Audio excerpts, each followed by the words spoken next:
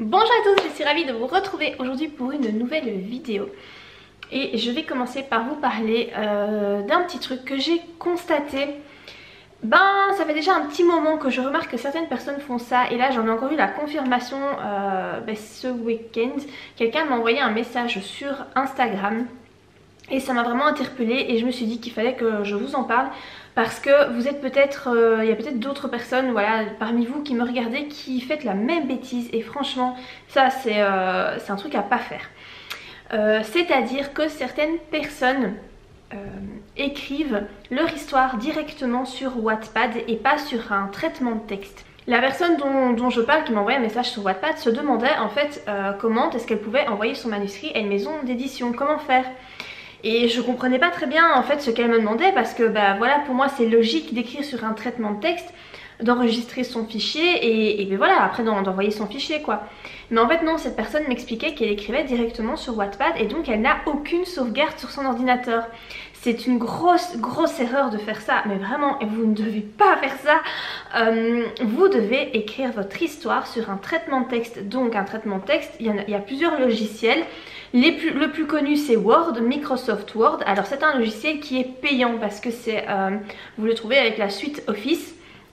Personnellement j'écris sur Word, je crois que c'était 2017 ou 2007, non je crois que c'était 2007. Moi j'ai un très vieux Word, hein. Voilà, c'est vraiment une très vieille version, mais on s'en fout, ça fonctionne, il y a toutes les fonctionnalités, ça pose pas de problème. Si vous ne voulez pas investir dans la suite Microsoft, vous pouvez télécharger LibreOffice. LibreOffice c'est un peu comme Word, sauf que c'est gratuit, vous le téléchargez, c'est un logiciel de traitement de texte et vous pouvez tout à fait taper votre manuscrit sur LibreOffice et après l'envoyer aux maisons d'édition. Mais surtout, pitié, ne faites pas ça, n'écrivez pas votre histoire uniquement sur Wattpad. Déjà, il y a plusieurs raisons à ça, hein. La première, c'est que vous n'avez aucune sauvegarde sur votre PC. Donc si un jour Wattpad décide de ne plus fonctionner, que le site s'arrête, vous n'avez plus rien quoi. Votre histoire, elle n'existe plus. C'est vraiment super dangereux de mettre juste son histoire comme ça sur un site internet qui ne vous appartient pas, tandis que sur Word ou sur n'importe quel fichier de traitement de texte, vous enregistrez le fichier sur votre ordinateur, vous faites des sauvegardes par mail, sur clé USB, sur un disque dur. Moi c'est ce que je vous conseille, hein. Moi je m'envoie régulièrement mon manuscrit par mail, comme ça j'ai toujours une sauvegarde par mail. Je la sauvegarde aussi sur un disque dur portable et puis je l'ai sur mon propre ordinateur. J'ai 3 sauvegardes de tous mes manuscrits. Sur Wattpad, il n'y a aucune sauvegarde. Je vous dis, si le site internet crash, vous perdez tout. Vous perdez tout. En plus, sur Wattpad, c'est pas un logiciel de traitement de texte, c'est-à-dire que tout ce qui est tiré quadratin, interligne, retrait par rapport à la marge, etc. Mais vous savez pas faire ça sur Wattpad en fait. C'est vraiment Wattpad, c'est un truc hyper basique qui vous permet pas vraiment de faire du bon travail par rapport à votre manuscrit.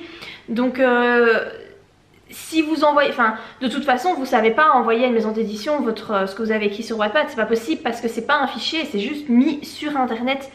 Et voilà, pour moi Wattpad c'est bien si vous avez envie de partager vos écrits, etc. Avoir un peu des avis et compagnie. Même si je trouve que la qualité des écrits sur ce site-là est vraiment médiocre. J'en ai déjà parlé plusieurs fois en vidéo. Mais vraiment, si vous écrivez une histoire, ne l'écrivez pas uniquement sur Wattpad, hein, pitié, non quoi. Vous devez vraiment l'écrire sur un fichier de traitement de texte. Et voilà, et ça c'est votre manuscrit et c'est ça que vous allez envoyer aux maisons d'édition. Si vous avez pris l'habitude d'écrire à la main, ça peut être une solution comme une autre d'écrire à la main, hein. D'ailleurs, les écrivains d'il y a quelques siècles, c'est comme ça qu'ils faisaient, ils n'avaient pas trop le choix puisqu'il n'y avait pas d'autres solutions.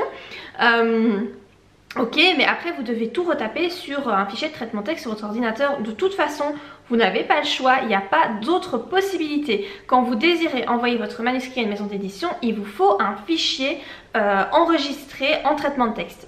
Vous n'avez pas le choix, c'est comme ça. Donc il va falloir soit acheter la suite Office et l'écrire sous Word, soit LibreOffice qui est gratuit et qui fonctionne très bien aussi.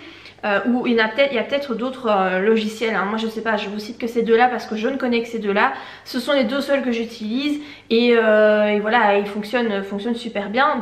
s'il vous plaît, n'écrivez pas que sur Wattpad quoi. Et si vous me regardez et que c'est ce que vous avez fait, dépêchez-vous d'aller faire des copier-coller dans un fichier Word, dans un fichier de traitement de texte pour vraiment avoir votre sauvegarde. Voilà, parce que vraiment sur Wattpad c'est une super mauvaise idée. Alors on m'a demandé aussi si je pouvais faire une vidéo par rapport à une petite astuce, enfin aussi j'ai plusieurs astuces pour garder le rythme et pour écrire plus vite. Alors clairement là actuellement je suis pas la mieux placée pour vous parler de ça parce que je n'avance pas. Ça fait des mois que je n'avance pas. Mais bon voilà, je sais que c'est à cause du contexte confinement, Covid, etc. Avant ça j'avais jamais eu ce problème là. Donc effectivement j'ai en tout cas une astuce moi qui fonctionne bien.